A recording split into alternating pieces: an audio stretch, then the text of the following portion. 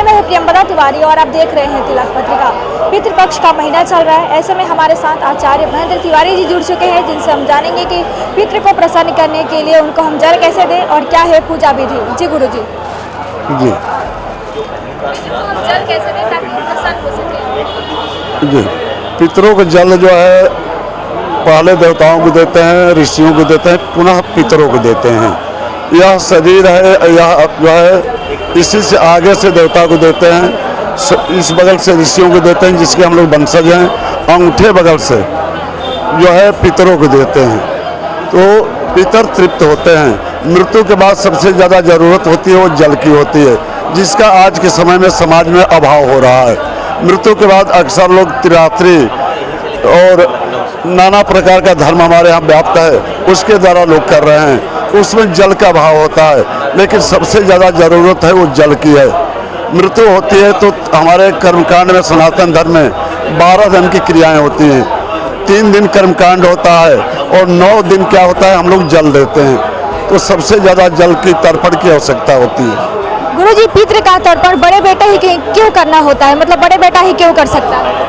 बड़ा छोटा का मतलब यह होता है कि परिवार जब संयुक्त रहता है तो बड़े की जिम्मेवारी होती है कि जो भी बड़ा कार्य है बड़ा पुत्र करे।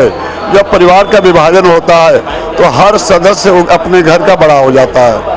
क्या महिलाएं पितृ को तर्पण कर सकती है गुरु जी? जी, जिनके यहाँ अगर पूर्वज में पुरुष नहीं हैं तो स्त्री का भी नहीं है तो कन्या तर्पण करेगी, जल देने से लाभ है।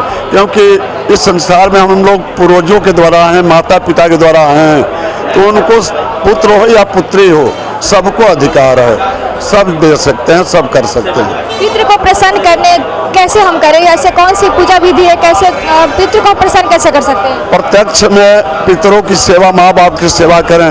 बहुत सारे माँ बाप आज जो है अनाथ आश्रम का सहारा ले रहे हैं और जो अपना परिवार में लोग प्रसन्न रहते हैं, लेकिन वह प्रसन्नता क्षण मात्र की होती है। बाद में कष्ट होता है तो लोग आते हैं पितृदोष शांति करने के लिए। तो जिंदा माँ बाप हैं उनकी सेवा करें, मृत्यु के बाद जल से, पिंड से उनकी सेवा करें। कौन कौन सी सामग्री यूज़ की जाती है, जैसे किसी पितृ का तर्पण करना है तो कौन कौन सी सामग्री लगती है, जो अगर किसी को नहीं पता है तो उनके लिए बता दीजिए। देवताओं को हम लोग चावल अक्षत से देते हैं, ऋषियों को जल से देते हैं और पितरों को जो है तिल से तर्पण दिया जाता है। देवता पितरों के श्राद्ध के साथ देवता पूजा भी किया जा सकता है, कोई अशुद्धि नहीं होती है।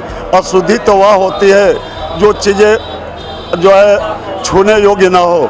माँ बाप का खून ब्लड हमारे शरीर में है तो नित्य उनका भी क्रिया करेंगे और देवता पूजा भी करेंगे। मुझे इस पितृपक्ष का महत्व क्या होता है, खासकर इस समय हम पितृ को प्रसन्न तो करते हैं, लेकिन ये 15 दिन का विशेष महत्व क्या होता है? 2 होता है आयन, उत्तरायण और दक्षिणायन।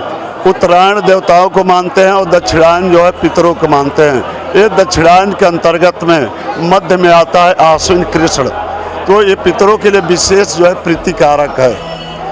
वैसे हर महीने में 15 दिन शुक्ल पक्ष होता है, 15 दिन कृष्ण पक्ष होता है। शुक्ल पक्ष देवताओं को होता है, कृष्ण पक्ष पितरों को होता है, लेकिन ये दक्षिणायन के अंतर्गत आता है, इसलिए इसका महत्व ज़्यादा है। पितरों के तर्पण जब करते हैं तो जितना मन को शुद्ध रखें, निर्मल रखें, क्योंकि सबसे बड़ी चीज़ है मन शुद्धि। इसका नाम श्राद्ध पड़ा है। ये श्राद्ध बना कैसा है, श्रद्धा से श्राद्ध है। अगर श्रद्धा नहीं है तो श्राद्ध करने की भी ज़रूरत नहीं, श्रद्धा से ही श्राद्ध होती है। तो जितना निर्मल रह सके, मन को पवित्र कर सकें, किसी के प्रति जो है द्वेष भाव न रखें और प्रेम से पितरों का कार्य करें, वह पितर जो है सदैव आशीर्वाद देते हैं।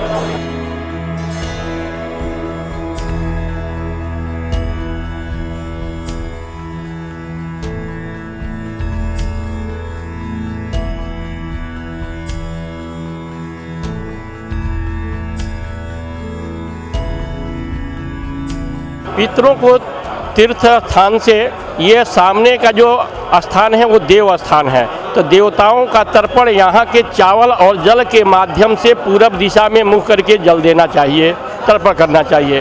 पुनः दूसरा जो है आपके इस दिशा से ऋषियों का तर्पण उत्तर दिशा में यज्ञोपवीत को कंठी करके और ऋषियों को तर्पण, ये ऋषि तीर्थ है। पुनः यहाँ पितृ तीर्थ है जहाँ से पितरों के निमित्त दक्षिण दिशा में मुख करके यज्ञोपवीत को उल्टा करके और तिल के माध्यम से यहाँ पितरों के निमित्त तर्पण किया जाता है। ठीक है, यह देव तीर्थ, यह ऋषि तीर्थ, यह पितृ तीर्थ, यह मनुष्य तीर्थ, 4 तीर्थ है इसमें। अब अलग अलग तीर्थों से अलग जाता है। यह त्रिपिंडी श्राद्ध जो यहाँ होता है, आयु पुत्रान जसः स्वर्गम कृतिम पुष्टिम श्रियम बलम धनम धान्यम पशुन सौख्यम प्राप्नुयात पितृपूजनात्। परिवार में आयु की कमी हो जाए, पुत्रान संतानों की कमी हो जाए, जस कृति का बोध न होता कमी हो जाए, श्रियम बलम श्री तेज का कमी हो जाए, यह संतति और संपत्ति की जब विकृति आने लगती है तो इसके निमित्त देवताओं का ही तर्पण करना चाहिए, पिंडदान करना चाहिए पितरों का। इससे आयु पुत्रान जस स्वर्ग कृत्रिम पुष्टिम श्रियम बलम की पुष्टि होती है। इसी भावना से संसार के समस्त लोग यहाँ जाकर के पिशाच मोचन तीर्थ में पितरों के निमित्त त्रिपिंडी श्राद्ध करते हैं।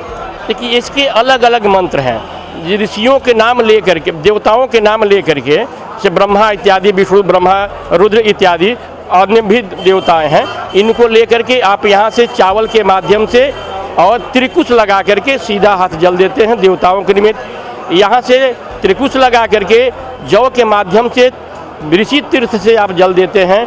यहाँ मोटक लगा करके पितृ तीर्थ से तिल के माध्यम से और जल के माध्यम से तृप्त करते हैं पितरों को, है ना। हमारे यहाँ कहा गया है ना कि रामचरितमानस में एक चौपाई आई है कि देवताओं और हमारे पितृ पुष्ट कैसे होते हैं, उनको भोजन कहाँ से जाता है। तो चौपाई है रामचरितमानस का कि दिव्य भोजन मख होम सराधा ते पर जाहि करहु तुम बाधा। ऐसे कहा गया कि मेरे देवता कमजोर और ऋषि हमारे पितृ कमजोर कब होते हैं, तो कहा कि द्विज भोजन मख होम सराधा अत्यहि पर जाहि करहु तुम बाधा। ये 4 स्थान है जहाँ से देवताओं को और पितरों को पुष्टि मिलती है, उनको बल प्रदान होता है। द्विज भोजन यानी ब्राह्मणों का भोजन, मख यानी यज्ञ, होम यानी हवन और श्राद्ध में जो भोजन कराए जाते हैं, इन 4 जगह से जो अन्न का ग्रहण करते हैं, इनके माध्यम से देवता हमारे मजबूत होते हैं। तो इन 4 माध्यम से ही देवता मजबूत होते हैं और तर्पण से मजबूत होते हैं। इसलिए तर्पण और भोजन, यज्ञ, होम और श्राद्ध का विधान बनाया गया है। जब इस पर आप बाधा पहुंचा देंगे, रुकावट कर देंगे, तो हमारे देवता और पितृ कमजोर हो जाएंगे। जब कमजोर हो जाएंगे तो मेरी सहायता क्या करेंगे। इसलिए वो जब वो पुष्ट होंगे, मजबूत होंगे, तो हमारी सहायता कर सकते हैं, है ना। और जब वो कमजोर हो जाएंगे तो क्षुधाहीन बलहीन सुरा, जब क्षुधा से हीन हो जाएंगे तो बलहीन हो जाएंगे, तो सहज ही मिली है यहाँ आए, तो सिलेंडर बोल देंगे, तब हमारी हों कि छाड़ी हों भली भांति अपनाए, तब हमको मारेंगे या छोड़ेंगे वो तो मेरा विषय रहेगा। इसलिए कमज़ोर हमारे देवता तभी होते हैं जब देवताओं का पूजन नहीं होता। पितृ मेरी कमज़ोर तब होते हैं जब उनको हम तर्पण नहीं करते हैं, उनको श्राद्ध नहीं करते हैं। तो अपने मजबूत नहीं होंगे तो हमको क्या मजबूती देंगे। इसलिए पितरों को, देवताओं को मजबूत करने के लिए होम, श्राद्ध, यज्ञ और तर्पण का विधान बनाया गया है।